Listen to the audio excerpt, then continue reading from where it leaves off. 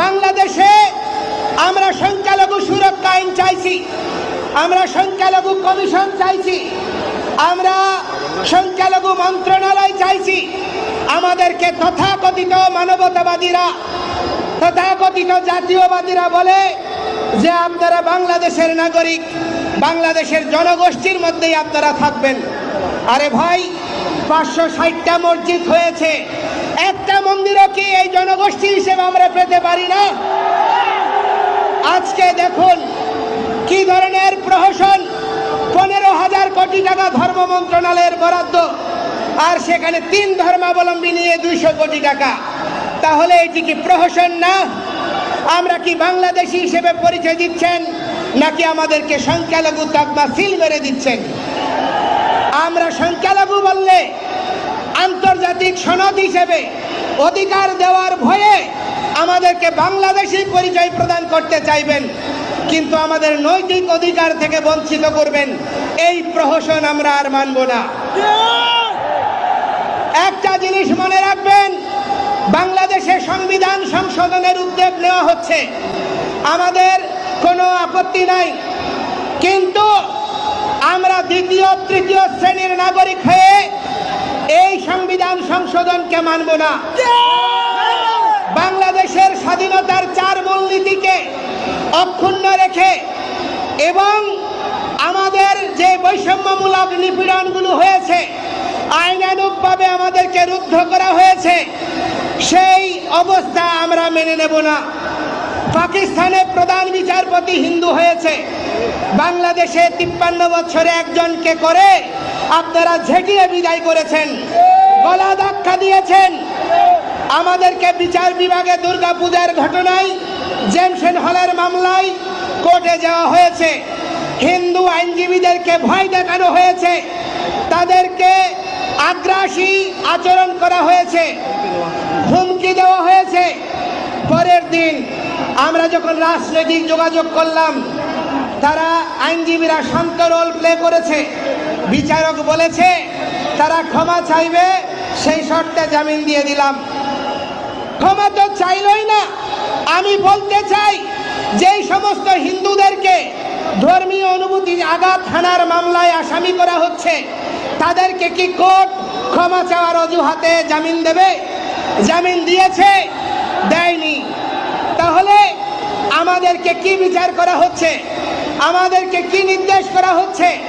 যে তোমরা এই দেশের দ্বিতীয় শ্রেণীর নাগরিক, তোমরা এই দেশের সামগ্রিক নাগরিক নও, বাংলাদেশের সামগ্রিক জনস্রোতের অংশ নও, সেই কথাটি প্রতিবাদ করছে। ভগবানের স্রষ্টার কি নির্মম করুণা! যেই বিচারক এটি করেছে, 1 সপ্তাহ যায়নি সেই বিচারককে এজলাসে প্রেরিত করতে যাওয়া হয়েছে। দেশে না বিচার বিভাগ রয়েছে, না পুলিশ রয়েছে, না কোনো প্রশাসন রয়েছে। এই রকম একটি অবস্থার মধ্যে আমাদেরকে নিরাপত্তা দেওয়ার প্রচেষ্টা করছে সরকার। আমরা ওনাদের আন্তরিকতাকে ধন্যবাদ জানাই, কিন্তু মানুষের মৌলিক চেতনার পরিবর্তন না করে যারা দুর্বৃত্তায়ন করছে, অপরাধ করছে, তাদেরকে দমিত বা দণ্ডদান না করে তাদেরকে জেল থেকে জামিন দিয়ে তাদেরকে উৎসাহ প্রদান করে। কয়েকদিন আগে চিকিৎসার জন্য ভারতে গিয়েছি। আমি যখন এসেছি, আমাকে ইমিগ্রেশন করছে না। কারণ কি? কারণ তারা বলতে চাই পারমিশন লাগবে ইমিগ্রেশন করার জন্য, জিডি করা আছে।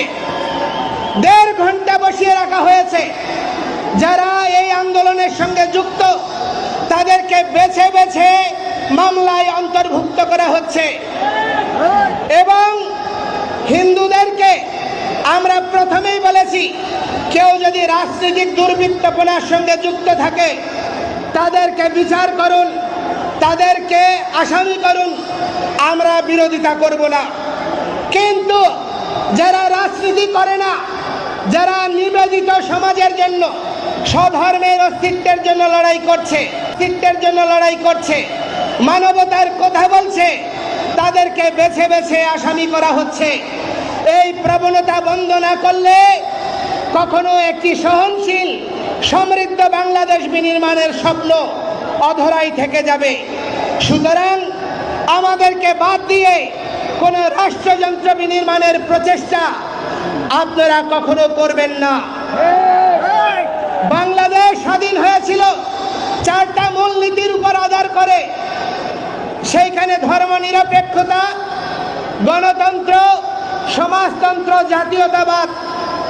বাংলাদেশের জনগোষ্ঠী, প্রতিটি মানুষ, আমরা হিন্দু, মুসলিম, বৌদ্ধ, খ্রিস্টান, পরস্পরের প্রতি সম্মান রেখে, শ্রদ্ধা রেখে, পরস্পরের প্রতি সম্পর্ক আর আত্মভালোবাসার মনোভাব নিয়ে স্বাধীনতার 53 বৎসর অতিক্রম করার চেষ্টা করেছি।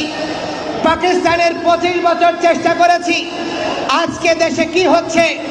পাকিস্তানে যখন 54 সালে আমাদের 28% অনুযায়ী সংসদীয় আসন ছিল 70টা, আর আজকে হিন্দুদের জন্য একটা সংসদীয় আসনও নাই।